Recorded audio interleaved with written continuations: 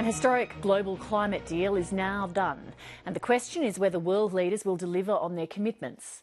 If governments are to meet the ambitious temperature targets, analysts believe it could be the end of the road for fossil fuels.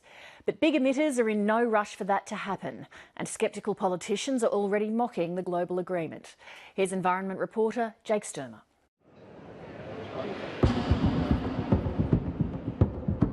We are here in Paris in a spirit of realistic optimism.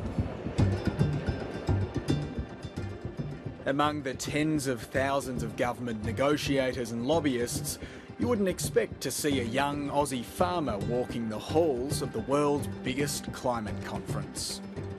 This is the first COP where farmers have had a voice quite generally, and it's also the first time that young farmers have come to a COP from Australia. So it was really a combination of all of those things, so making sure that young farmers actually had a voice.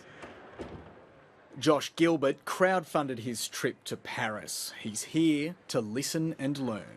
I think we've certainly been able to get a few of our points across. We've had some really great conversations, and what it was really about for us is making sure that we can get some real-life practical examples, whether that's on renewables or agriculture more generally, and bring those back to Australia so that hopefully we can try and implement those. Je n'entends pas d'objection. L'accord de Paris pour le climat est accepté. The main game for the tens of thousands of delegates here in Paris was getting a global agreement to avoid dangerous climate change. It is an agreement of conviction. It is an agreement of solidarity with the most vulnerable. Unlike the failed Copenhagen talks of 2009, this historic agreement had all the big emitters on board. China, India, the USA and 192 other nations have committed to keep temperature rise well below 2 degrees and, if possible, stop it at 1.5 degrees. What the agreement does is it asks every country to reduce their emissions and every 5 years to review the efforts they're making. So Australia has a target that's 26 to 28% reduction, but we'll have to re-look at that over the coming years. The government has welcomed the agreement and says it's well on its way to meeting its targets. We're not just doing our part, we're doing heavy lifting, we're well prepared, and we'll meet and beat our 2020 targets, and we're already on track to meet and beat our 2030 targets. While jobs might change in some areas, there'll be new jobs in renewables, in energy efficiency, so we want to see our economy grow.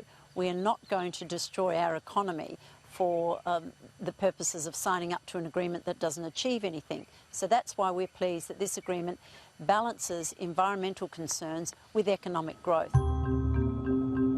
The targets will be met in large part by Tony Abbott's Direct Action Scheme, but the government has indicated it will now look at other ways to reduce Australia's emissions beyond 2020.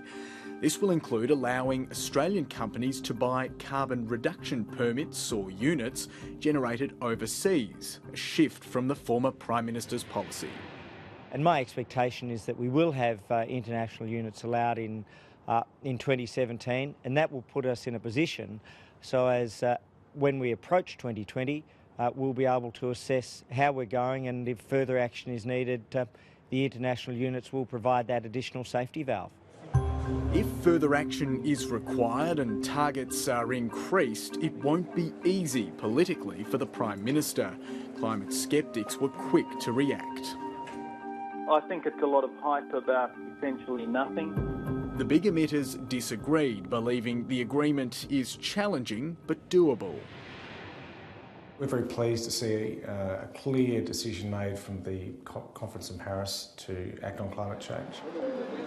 While the Paris Agreement didn't mandate the end of fossil fuel production, the agreed targets will require a significant cut in the use of coal and oil. Behind closed doors, it was at the top of the agenda for the Energy Supply Association, which represents the major power generators, though there won't be any sudden changes. Oh, look, it's a long journey. We've got a very strong dependence on fossil fuels, and the right policy settings will change the way we generate energy and use energy, and that will happen over time. So, yes, we'll use less fossil fuels in most cases, but it will take a while to eliminate those technology types from the supply altogether. The government wants net zero emissions by the end of the century. The UN wants it sometime after 2050, the sooner the better. And it's not just the big generators that will have to shoulder the emissions reduction burden. While 1/3 of Australia's greenhouse gas emissions come from the electricity sector, a surprisingly high 15% come from agriculture. That's a figure Josh Gilbert wants to reduce dramatically. And armed with a box full of ideas from Paris, he's now on his way back to the family farm. Yeah, it's been really overwhelming, I guess. It's a really good opportunity for me to bring a lot back to Australia, some really good new ideas, but yeah, it's been big. Who will be the interested parties? Who wants to... 7:30 caught up with him in Sydney this morning. So our main funders are farmers. He believes that Australian farmers have the vast tracts of land to make renewable technologies worth it. We can start moving to a model where farmers aren't just feeding and clothing the world, but also powering and empowering its communities. And whether that's at a local scale or at a global scale, we know the importance of power renewables right around the world. And that's something we can really start looking at and having a practical change in the way that we do business on our farms straight away. Climate scientists say the current commitments could see temperatures rise by 2.7 degrees, well above the 2-degree target. So behind the smiles and celebrations of Paris, there's still so much more to be done. The big electricity generators and emitters just want to see certainty. Hopefully that sends a signal to both major parties in Australia that we need clear and efficient and effective climate policy, and we need that supported by both major parties to deliver the transformation here in Australia. Jake Sturmer reporting.